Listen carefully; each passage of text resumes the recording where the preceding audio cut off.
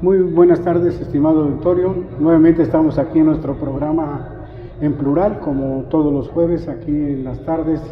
Estamos pues debatiendo, discutiendo e informando sobre aspectos de nuestra vida política, de nuestra vida social, tanto de Veracruz como a nivel nacional, y desde luego algunos asuntos de carácter internacional. Muy buenas tardes, hola, ¿qué tal, Martín. Donato? Donato, buenas tardes. Bueno, pues estamos haciendo un programa cercano, pues sí, porque lo estábamos haciendo virtual y a distancia. Nuevamente aquí nos encontramos los tres para platicar, y pues bueno, pues vamos a abordar un tema que pues está circulando mucho, está en el ambiente político, es parte de lo que hemos analizado en otros momentos, y pues me refiero a la existencia de los partidos políticos, y en este caso del Partido Acción Nacional. El Partido Acción Nacional pues es un partido longevo, es un partido que ya tiene muchos años, se ha distinguido por estar en la oposición, posteriormente logró acceder al poder público, ganó la presidencia con Vicente Fox, posteriormente repitió con Calderón, y bueno, tuvo una experiencia en el poder que ahí dejó muchos aspectos que pudiéramos estar en contra a favor de unos, pero logró acceder al poder. Después de eso se vino una etapa en donde pierden las elecciones, precisamente frente a la campaña electoral donde Peña Nieto logra su triunfo, el PAN pierde la elección, y después se viene pues el triunfo de López Obrador. El PAN después está en una etapa, era un partido muy reservado, muy conservador, si de alguna manera lo podemos llamar así, un partido que buscó alianzas en algunas entidades federativas. Después las alianzas se pudieron lograr a nivel nacional, y pues unas alianzas variantes, unos casos con el PRD, otros casos con el PRI, y últimamente pues fue la campaña de 2024 con Xóchitl Gálvez, que pues ya era una alianza entre el PAN, el PRI y el PRD.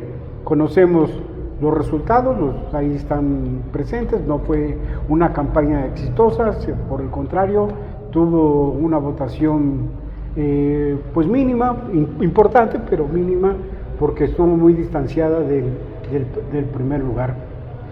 Un partido que pasó, si bien una recomposición después del 24, una recomposición nuevamente de los partidos políticos, y en este caso pues quedan en la palestra únicamente en este caso el PRI. Bueno, para obviar, pierde el registro el PRD y quedan los demás partidos políticos, queda Morena, queda el Verde, queda el PT, queda desde luego el PAN y queda el PRI con registro. Y han tenido una baja, llamemos así, de presencia, pues de una mayor operación electoral en el país, y pareciera que el PAN pues se estaba conformando con lo que tenía y no salía o no podía salir adelante. Este fin de semana el PAN pues hace un evento donde relanza su política, relanza su discurso, relanza su logotipo, relanza una nueva versión, llamémoslo así, del PAN. Aquí estamos para analizar eso, si le dará o no le dará, pero es justo registrar este acontecimiento, porque pues es una oposición que todavía va a estar presente en el 2027, pensamos que en el 2030, pero hay pros y contras. Pero bueno, Martín, para eso estamos, para ir analizando poco a poco este asunto, y veremos ahí cómo ves esta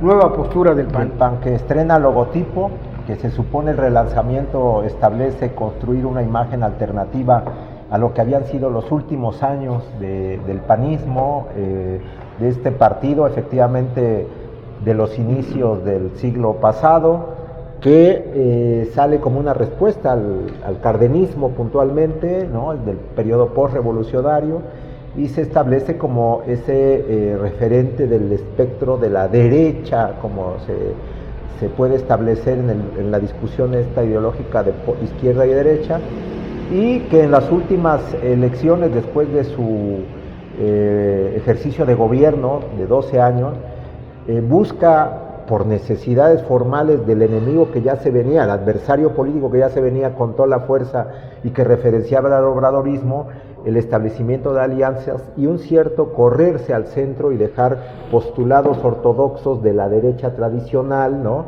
en nuestro país.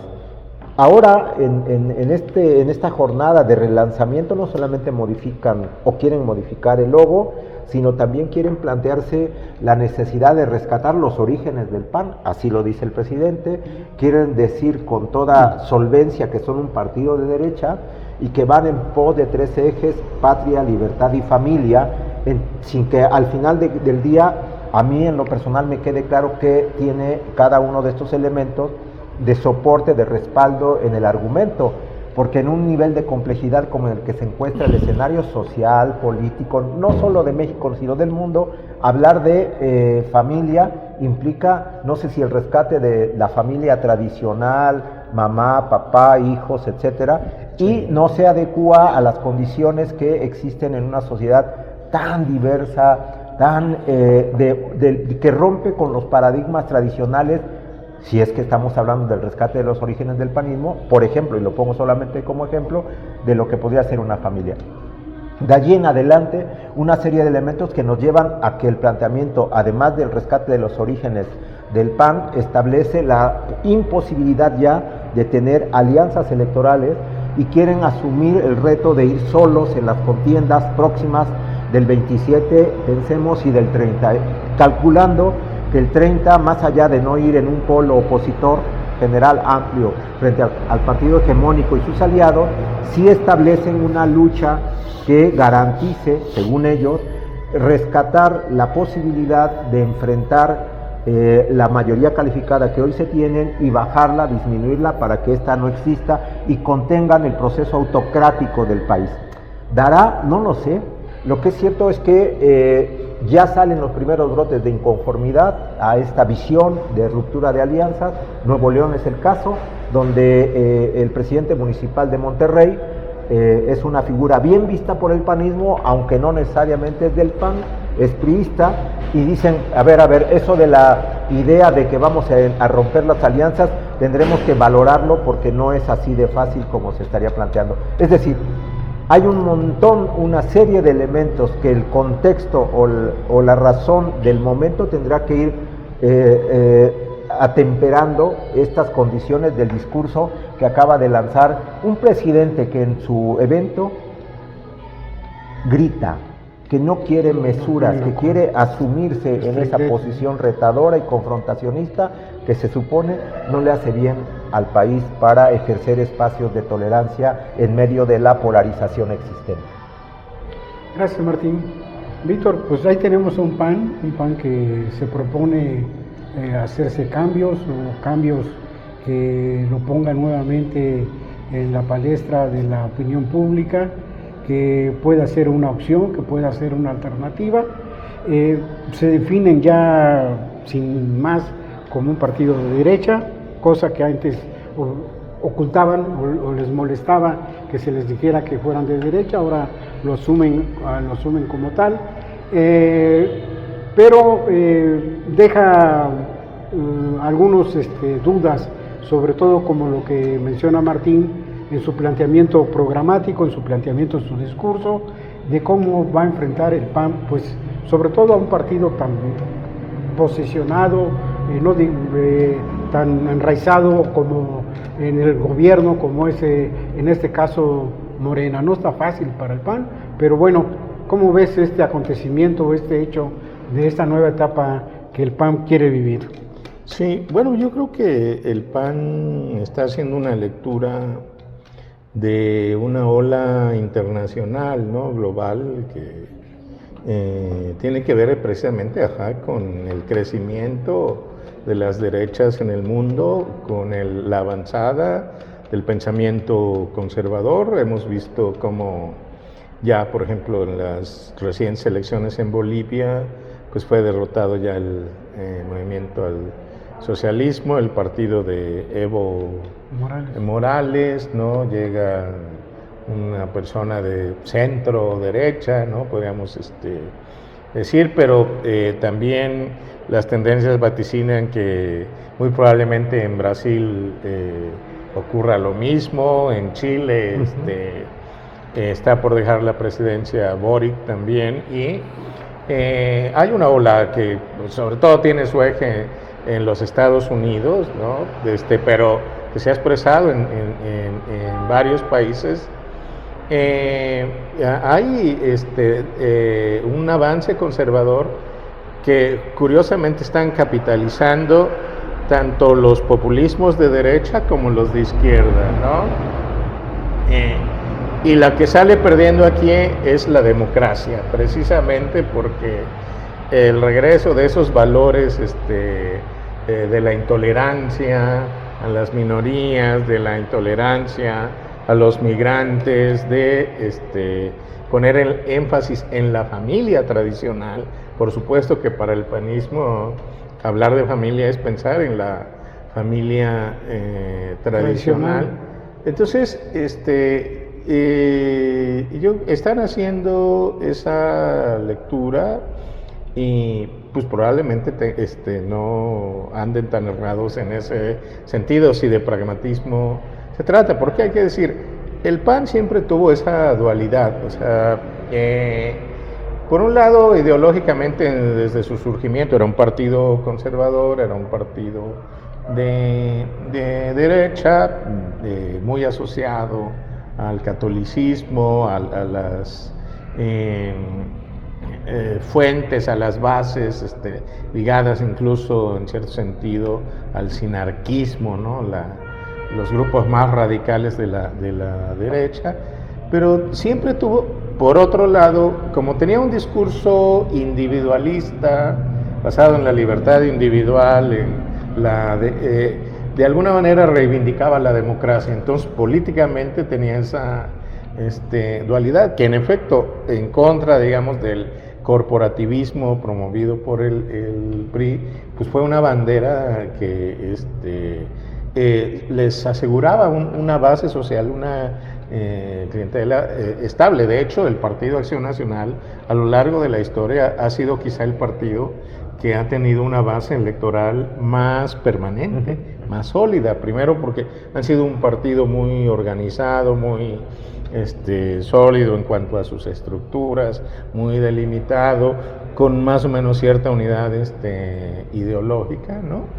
Entonces, y luego todo este proceso que se vivió durante la hegemonía priista, al final lo que genera también es recordemos que siempre tuvo también esa dualidad cuando se genera una perspectiva más pragmática, que el PAN entonces, lejos de poner sus aspectos doctrinarios por delante, recurre a los empresarios, ¿no? Es cuando se hablaba de los bárbaros del norte, ¿no? Cuando gana la primera elección Rufo Appel, Barrio en Chihuahua, Manuel Gutiérrez en Sinaloa, que tenían otros perfiles, ¿no? Aquí mismo en Veracruz, cuando crece el PAN, por ejemplo, en Veracruz, pues gana con un candidato inicialmente que no tenía mucho que ver con su ideología, ¿no? Con partidista, ¿no? Bueno, ¿no? ¿Cómo el Flamer, ¿no? El Flamer. Personaje, otros sí eran empresarios, en fin, o sea, y ahorita, ahora, ¿qué pasó? Eso lo necesitaron porque les permitió arribar al poder con Vicente Fox. Recordemos que en el 2000 incluso se corrieron al centro también, y retomaron muchas demandas de la izquierda que les posibilitó, incluso buscaron nexos con Cuba, ¿no? Y bueno, entonces ganan en un afán muy pragmático, ¿no? Y ese pragmatismo creo que precisamente, de hecho, alguna vez un distinguido panista que lo entrevistaba decía que al panismo le había hecho daño el poder, ¿no? Porque descuidaron muchos aspectos, y los desgastó mucho. Los presidentes creo que no supieron actuar equilibradamente entre preservar el poder y mantener la estructura de su partido, particularmente con Calderón, y eso generó su fragmentación, y lo que hoy tenemos como resultado de todo eso es un PAN sin liderazgos visibles, ¿no? Sin alguna gente que destaque. Lejos estamos del PAN que tuvo a pensadores como Carlos Castillo Peraza, ¿no? Entonces, hacen este relanzamiento, pues el discurso es apropiado, en efecto, digamos, para el clima que se está viviendo en el mundo y en México también, porque hay que decir que en México en general es un país conservador en muchos sentidos. El propio Morena, aun cuando se dice de izquierda, pero en su interior y en buena parte de sus bases sociales son conservadoras. O sea, entonces va a haber una disputa ahí por ese electorado. Pero lo que no veo tampoco en el PAN, digamos, son liderazgos visibles que encarnen esas demandas, esos discursos que mencionan, que los representen con cierta capacidad de atracción, como sí lo están haciendo otros personajes que de repente están emergiendo también, que parece ser pretenden entrarle a la disputa por la presidencia. Entonces, de todas maneras es muy probable que esta polarización que estamos viendo pues haga que por lo menos el PAN mantenga, como lo ha mantenido durante mucho tiempo, una base electoral, pero quién sabe si eso le alcance para disputar realmente el poder al partido hegemónico en este momento. Está bien. Martín, ¿tú cómo dibujarías lo que pueda o lo que necesitaría el PAN para ser un partido competitivo y de alternancia al poder? Pues desde mi óptica, desde el punto de vista, como ya mencionaste, el discurso que da su dirigente principal parece que no es un discurso preparado, no es un discurso pensado, no es un discurso elaborado pacientemente para presentarlo, pues como esos discursos que se dan y quedan en la historia, o quedan en el momento, o quedan registrados inician un periodo, pues efectivamente, de cambios. Hay varios discursos que son importantes. Sin embargo, uno ve al dirigente del PAN, pues con un altavoz y con hablando, no digo sin ton ni son, pero con muchas cosas que en verdad no son en función de lo que estamos viviendo aquí en nuestro país. Otra, mencionan una cosa interesante, no sé cómo lo puedan hacer, pero ya tienen alguna experiencia negativa, por cierto, que son las elecciones primarias, ¿no? Que podría ser una novedad un poco ahí, si la saben instrumentar, si la saben organizar. Nuevamente siento que su estructura, un partido que quiera posesionarse, si no lo hace territorialmente a través de sus comités estatales, a través de sus comités municipales, se convierten en su columna vertebral, pues estaremos hablando de que son palabras al vuelo, sin un sentido. Y eso, si comparas con Morena, pues Morena tiene una masa de apoyo a su proyecto, a su gobierno, pero no tiene una estructura, es decir, no tiene comités municipales, no tiene comités estatales muy rezagados, una dirección nacional que se reúne de vez en cuando. Creo que en el PAN, pues haciendo la comparación, pues sería de lo que le podría estar faltando, pero no sé si atino a que nos puedas mencionar qué puede necesitar el PAN para convertirse en otra cosa, ¿no? Bueno, yo creo que efectivamente el discurso de Romero no es un discurso que se plantee como del mayor rigor o de la mayor trascendencia. No me parece un discurso refundacional en sí mismo, y creo que le faltaron cosas que tienen que ver con, yo creo, el no tener con claridad la estrategia de cómo van a avanzar, porque el decálogo que armaron, ¿no? Que contempla, por ejemplo, eso que dices de establecer unos procesos de elecciones internas primarias que favorezcan la incorporación de candidatos ciudadanos, pues esto lo han venido diciendo desde hace tiempo, y en donde han fracasado, donde han topado con pared, es precisamente en esos varones regionales, en esos políticos que conforman feudos efectivos de control de las nomenclaturas locales, que impiden el acceso, la incorporación de la ciudadanía. Y allí es donde creo que está un proceso difícil de romper en relación a la tradición de los nepotismos existentes, no solo en el PAN, sino en la mayoría de las estructuras partidarias de nuestro país. No hay mecanismos claros para poder, en términos reales, para poder disputar a las estructuras burocráticas tradicionales la posibilidad de la participación ciudadana. Y esto en el PAN se ha notado desde hace un tiempo ya.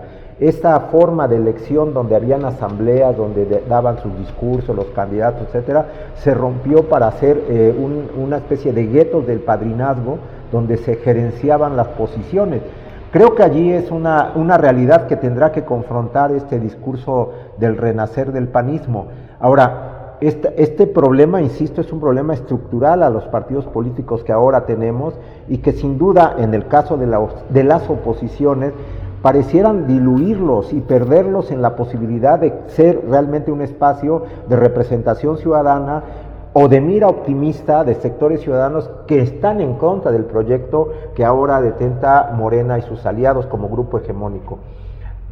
A lo que sigo es, en medio de este caos o distorsión o el desangelado espacio de la oposición partidaria existente, están surgiendo líderes que, sin tener la garantía de una representación partidaria, pareciera que pudieran favorecer el reconocimiento de sectores sociales hartos de lo que están viviendo, no solo en los referentes institucionales del gobierno o en el partido o en el poder, sino de las oposiciones huecas, vacías y tradicionalmente reproductoras de los malos hechos también. Entonces, el personaje al que me quiero referir puntualmente es el señor Salinas Pliego, que pareciera estar en ciernes de lanzar una candidatura que refiera esta reposición de liderazgos personalísimos que tienen algunos espacios políticos, no solo en Latinoamérica, sino en el mundo, ante la debilidad de las estructuras partidarias opositoras existentes y frente al control de algunos espacios políticos gubernamentales ya establecidos. Creo que México puede ser, o se está gestando una posibilidad de estas, si es que la oposición, entre ellos el PAN, efectivamente no establecen mejoras sustanciales, reales, palpables, de participación de una sociedad que en mucho, más allá de que se diga que el pueblo en su conjunto respalda las acciones ahora realizadas por el gobierno o por el poder, hay un sector importante de la sociedad que definitivamente está en contra de la forma y del fondo de lo que se está llevando a cabo en estos momentos. Gracias, Martín. Para ir cerrando el programa, Víctor, ¿qué le faltó al PAN?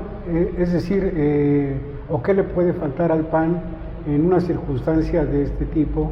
Cuando te pongo un elemento que a lo mejor pues, puedes ayudar a ir desarrollando un poco más, la autocrítica, ¿no? Un partido que estuvo en el gobierno, que no cumplió lo que dijo también, que generó un problema de violencia legal, pues llamemos así, al tratar de combatir el narcotráfico, pues se hicieron lo que menciona Martín, varones, liderazgos a nivel regional, con una estructura y un poder tan inmenso que igual se corrompieron a los famosos moches. Ese sobrenombre o ese adjetivo pues es producto de lo que ellos operaron desde la Cámara de Diputados y en algunas gobernaturas. ¿Únicamente la autocrítica o otra cosa? Bueno, sin duda, en parte hubo una falta de autocrítica, de reflexión. En efecto, eso que mencionas de los varones, pues sí, para empezar con el dirigente nacional PAN, que precisamente está identificado como parte de eso que han llamado el famoso cártel inmobiliario, ¿no? Entonces, ahí el PAN parece ser que no le interesa cuidar mucho su imagen. Era una persona pues muy desprestigiada por esta situación, y en algunos estados más o menos se repite. Sí, el pragmatismo se comió al PAN, ¿no? Porque alcanzaron posiciones de gobierno en los municipios, en los estados, han gobernado y gobiernan en estados importantes, no se diga cuando tuvieron la presidencia, y no supieron presentar finalmente buenos resultados, a grado que en el 2012, o sea, es increíble que haya ganado nuevamente el PRI, ¿no? Era algo que difícilmente se hubiera podido pensar. Entonces, sí, pues es una característica, digamos, en general de la derecha, de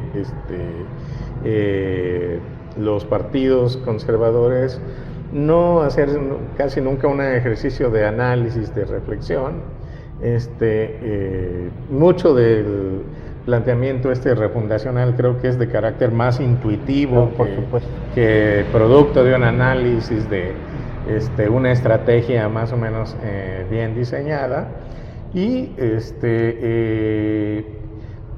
la derecha siempre tiene ese problema, y sobre todo en México. O sea, si no, el problema es que mientras no se atiende el problema social, la mayoría de la población hoy en día son jóvenes, ¿sí? Y los jóvenes están viviendo ahorita un horizonte de expectativas de futuro muy difícil, ¿sí? Entonces, si tú no tienes, los discursos conservadores con los jóvenes pocas veces casan. Hay algunos sectores que sí, de repente esa falta de sentido, esa crisis que ya no hay en qué creer, en por dónde, con qué o cómo orientar la vida de las personas, genera adhesión también a las estructuras conservadoras, como lo vemos en Estados Unidos, ¿no? Este joven conservador que asesinaron, que tiene un mensaje bastante conservador, sin embargo, atraía a muchos jóvenes. Pero en México creo que es otra la situación. Entonces, el problema es que pensar así está atrayendo a los sectores tradicionales, que siempre fueron, digamos, parte de su base, pero, Víctor, de su clientela electoral. La derecha argentina, referenciada por el modelo iliberal de Milei, capta o es respaldado fundamentalmente por jóvenes. Sí. Hay sectores y segmentos, precisamente porque están desencantados de gobiernos que finalmente no les generaron expectativas futuras, ¿no? Es el desgaste, también en el caso de Argentina, ¿no?